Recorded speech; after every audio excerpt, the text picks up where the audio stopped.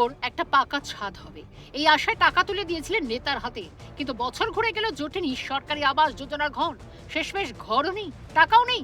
এই অবস্থায় দিশেহারা হয়ে প্রতারণার অভিযোগ নিয়ে থানার দ্বারস্থ হলেন মালদার চাঁচলের জালালপুর গ্রাম পঞ্চায়েতের বেশ কিছু উপভোক্তা। জনরসের মুখে এখন কোণঠাসা অভিযুক্ত তৃণমূল নেতার স্বামী।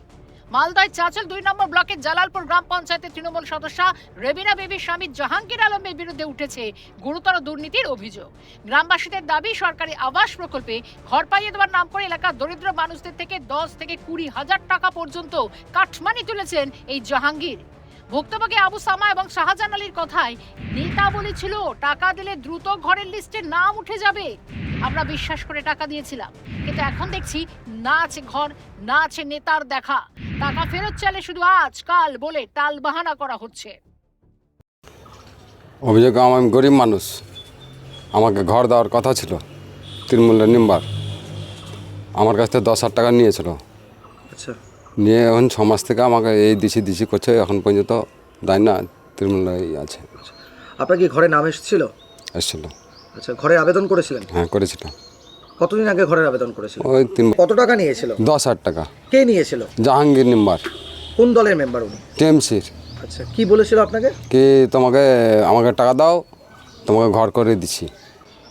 ওর বউ মেম্বার, ঘর ভাঙার চোরা আছে। হ্যাঁ, অনেক জন তুলেছে, কিন্তু আমি আমাকে যখন দেয়নি তখন আমি এটা অভিযোগ বলেছিল ঘর পাইয়ে দেবো, টাকা দাও, 10,000 করে টাকা দাও, আপনাদের ঘর পাইয়ে দেবো। এখনো না ঘর দিচ্ছে না টাকা ফেরত দিচ্ছে। কি চাইছেন আপনি? আমি চাইছি যেটার জন্য নিয়েছিল টাকা, আমাকে ওই টাকা ফেরত দে। তো টাকাটা কি ফেরত চাইছেন এখন? ফেরত চাইছি। কি বলছে সে? সে বলছে আজ নাই কাল, কাল নাই পরশু, এরকম বলছে। টাকা ফেরতের জন্য কোথায় গেছেন আপনি? আমি থানা গেছিলাম। থানায় কি অভিযোগ করেছেন? জি, অভিযোগ করেছি। কার নামে অভিযোগ করেছেন? জাহাঙ্গীর মেম্বার নামে। কি চাইছেন এখন আপনি? কি চাইবো, ওর শাস্তি হোক, আমাদের ঘর পরে পাইয়ে দেখ। টাকা দিয়ে প্রতারিত হওয়ার পরও ধৈর্যের বাঁধ ভেঙেছে গ্রামবাসীদের। গত কয়েকদিন ধরে এলাকায় উত্তেজনা ছড়ানোর পর অভিযুক্ত জাহাঙ্গীর আলমের বিরুদ্ধে চাঁচল থানায় একটি লিখিত অভিযোগ দায়ের করেছেন উপভোক্তারা। তাদের সাফ কথা, অবিলম্বে তাদের কষ্টার্জিত টাকা ফেরত দিতে হবে, নচেৎ বৃহত্তর আন্দোলনে নামবেন তারা। এই ঘরটা টাকা ফেরত দাও, না হলে ঘর দাও। কিন্তু তারা দেয়নি। এখন শাসক দলে ওরা শক্তি খাটাচ্ছে, টাকা দিচ্ছে না। এরকম 10টার নাম আমি বলতে পারবো, 10 জনের টাকা ওরা উঠিয়েছে। কত টাকা করে উঠিয়েছে? কারোর কাছে 20,000 টাকা নিয়েছে, কারোর কাছে 10,000 টাকা নিয়েছে। এই করে টাকা উঠিয়েছে। এখন পর্যন্ত কাউকে ঘর। যদিও নিজের বিরুদ্ধে ওঠা সমস্ত অভিযোগ অস্বীকার করেছেন জাহাঙ্গীর আলম। তার দাবি এটি রাজনৈতিক ষড়যন্ত্র। আমাকে কালিমালিপ্ত করার জন্য বিরোধী দলগুলি চক্রান্ত করে মানুষকে খেপিয়ে তুলছে। আমি কোনো টাকা নিইনি। এটা ফাঁসানোর চেষ্টা করছে। আপনি কি টাকা নিয়েছিলেন? না না না, ওইসব নেই। আচ্ছা, আপনার মানে আপনার স্ত্রী কি সদস্য গ্রাম পঞ্চায়েতের? হ্যাঁ, না, বলছে কোন দলের সদস্য উনি? কংগ্রেসে ছিলাম আগে, এখন টিএমসিতে এসছি। আচ্ছা, তাহলে এই ধরনের টাকা কি আপনি নিয়েছেন? না না না, এগুলো সব ভিত্তিহীন, ফাঁসাবার জন্য করেছে। তবে ইস্যুকে হাতিয়ার করে ময়দানে নেমেছে গেরুয়া শিবির। মালদা উত্তর জেলা বিজেপি সহ সভাপতি রতন দাস কড়া ভাষায় তৃণমূলকে আক্রমণ করে বলেন, তৃণমূলের রন্ধ্রে রন্ধ্রে কাটমানি সংস্কৃতি ঢুকে গিয়েছে। গরিব মানুষের টাকা যারা লুট করেছে তাদের জায়গা জেলখানায়। আমরা প্রত্যেক উপভোক্তাকে বলছি, আপনারা নির্ভয়ে থানায় অভিযোগ জানান, আমরা আপনাদের সঙ্গে আছি। বর্তমান যে সরকার, সেই সরকার